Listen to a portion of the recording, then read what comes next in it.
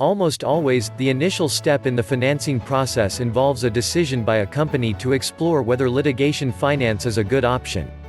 A company may decide that litigation finance is a good option for a number of reasons. Some examples can be that they lack the financial resources to hire talented lawyers, or they have litigation fatigue, or they are no longer willing to endure the expense and uncertainty of litigation.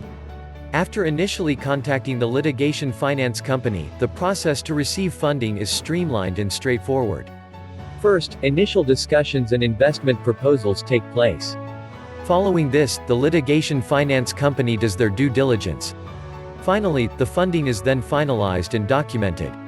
In the initial discussions and investment proposal phase, typical duration is 1 to 7 days. The first step is to schedule an initial call to review the general merits of the claim.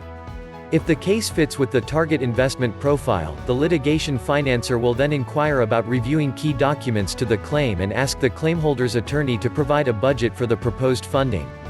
This is typically followed with a non-disclosure agreement. Assuming the case fits within the target investment profile, key documents seem meritorious, and an agreeable budget has been set, a term sheet is executed, and the next phase begins. With the beginning of the due diligence period, typical duration is 30 to 45 days, an outline is provided that highlights the areas of focus. This is to inform the claimholder and their counsel of what will be covered during this process and also serves as a checklist to see how things are advancing. Mainly, this phase's purpose is to verify the underlying facts and materials that will be used to support the claimholder's claim.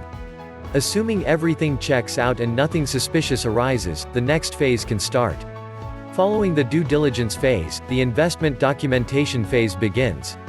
This includes drafting the agreement, agreeing upon the agreement, and the signing of the agreement by the parties. Once this is completed, the resources are sent.